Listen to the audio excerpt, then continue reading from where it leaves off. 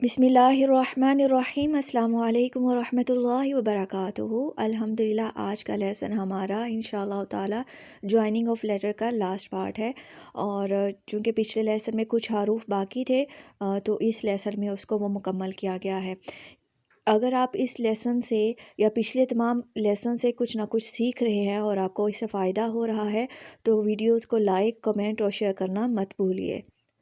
इसके बाद हम इंशाअल्लाह ताला कुरानी हरूफ जो हैं वो सीखेंगे, अल्फाज बनाने, और उसके बाद हम कुरानी आयत एक लिखेंगे और इंशाअल्लाह ताला इसके बाद आप लोगों को कुरान पाक की पूरी सूरा जो है वो लिखनी सिखाई जाएगी। और साथ में इंशाअल्लाह ताला अल्लाह ताला के 99 नाम ख़त दीवानी में जो है वो लिखने सिखाए जाएंगे।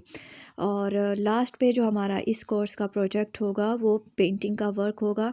तो पेंटिंग ये आप उसी वक्त ही कर पाओगे जब आपको बेसिक के जितने भी लेसन्स हैं उनकी आपने अच्छे से प्रैक्टिस की होगी। मैंने पहले भी आप लोगों को बताया था कि अगर इमारत हो और उसकी बुनियाद मज़बूत ना हो तो चाहे जितना मर्ज़ी भी उसका अच्छा डिज़ाइन बना दिया जाए, उस पर कितनी ही इन्वेस्टमेंट कर दी जाए, लेकिन वो बिल्डिंग जो है वो कोलैप्स कर जाती है। तो सेम इसी तरह अगर आप चाहते हो कि आप अपना खूबसूरत फ़न पारा बनाओ तो पहले आपको बेसिक लेसन्स की प्रैक्टिस करना होगी। ये आपको मालूम है 2 नुक्तों के बराबर होती है, 1 और 2, ठीक है। और ये हिस्सा जो है ये 1 नुक्ता ऊंचा होगा, ठीक है, दूसरे लेटर के साथ, हमेशा याद रखिएगा। और यहाँ पर जो ये गैप होगा ये भी 1 नुक्ते का ही होगा।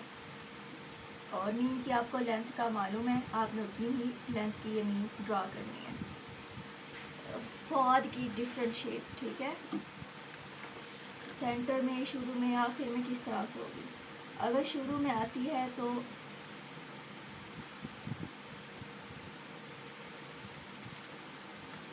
इसका ख़ास तौर पे आपने ध्यान रखना। मैंने आपको कहा है कि ये इस तरह से इनमें गैप नहीं होता, स्ट्रेट होती हैं, ठीक है। ये इस तरह से होगी, बा आ जाए, नून आ जाए, ता, इस तरह। तो ये हमें यहाँ पे स्ट्रेट लाइन ड्रा करनी होती है। अच्छा, इसके बाद अगर सेंटर में फॉद आ जाए तो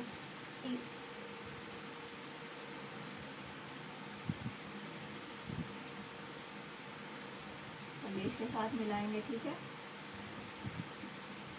और अगर आखिर में आ जाए तो यहाँ से पहले तो ये स्ट्रेट लाइन, और ये आखिरी सौद जो आपको मालूम है मैंने करवाई हुई है,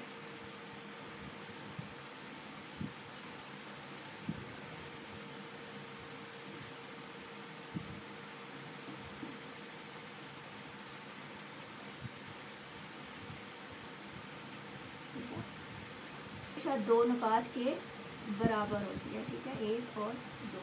ये भी 1 और 2, 1 और 2। और ये हमेशा 1 नुक्ते का यहाँ पे गैप होता है, ये 1 नुक्ते का आपने देना है यहाँ, ठीक है। और ये 2 नुक्तों के बराबर, और ये 1.5 नुक्ते के बराबर, ठीक है।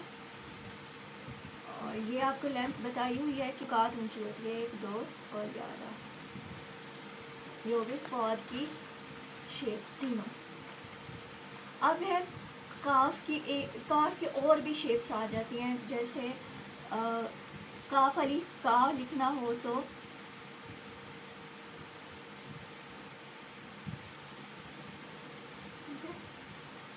अलिफ हमेशा टिल्टेड होगा, एक जज्म के बराबर, ये आपने ख्याल रखना है। और यहाँ पर काफ का नुक्ता, ठीक है। और ये जो पार्ट होगा ये 2 नुकात के बराबर होगा। और ये जो पार्ट है ये 1 नुक्ते का, ठीक है। अलिफ जो है काफ अलिफ काफ का, ये और ये गैप जो है वो 1 नुक्ते का होगा, ठीक है। अब काफ की दूसरी शेप्स, अगर शुरू में काफ आ जाए तो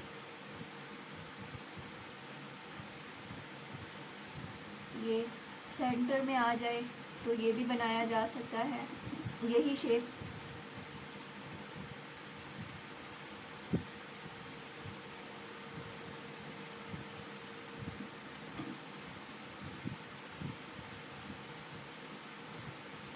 अच्छा, इसके बाद अगर एक और काफ की शेप इस तरह से भी हो सकती है, ठीक है। और साथ में अगर छोटी या जोड़नी हो तो किस तरह से जोड़ेंगे?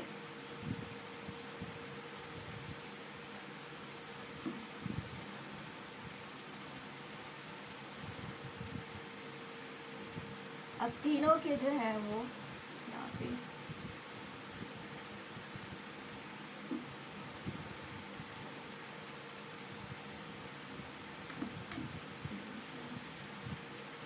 ठीक है, ये काफ की 4 शेप्स हो गए। इसके अलावा मैंने आपको काफ की और शेप्स भी करवाई थी।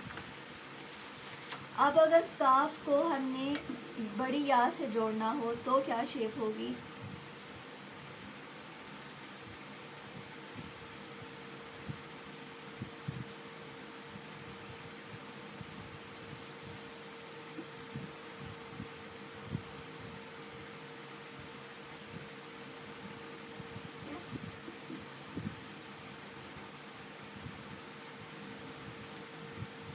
तो यहाँ पर काफ की ये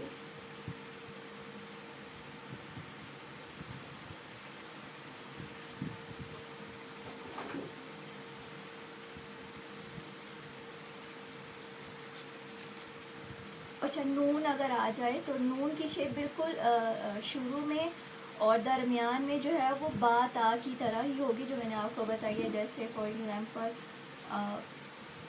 ये ठीक है,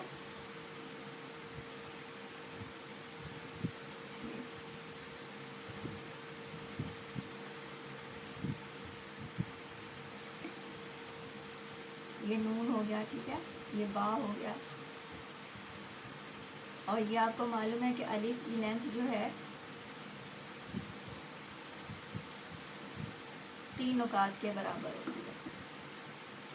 ये 2 और ये 3, और ये तो फिर नून का ये पार्ट। अल्हम्दुलिल्लाह आज हमारे तमाम जो जॉइनिंग लेटर्स हैं वो मुकम्मल हो गए हैं। आप इन सारे लेटर्स की जो है अच्छे से प्रैक्टिस कीजिए। इंशाल्लाह अगला जो लेसन होगा वो हमारा वर्ड्स किस तरह से बनाए जाते हैं वो हम इंशाल्लाह ताला सीखेंगे। बारकल्लाहु फ़ीकुम। अस्सलामु अलैकुम व रहमतुल्लाहि व बरकातुहू।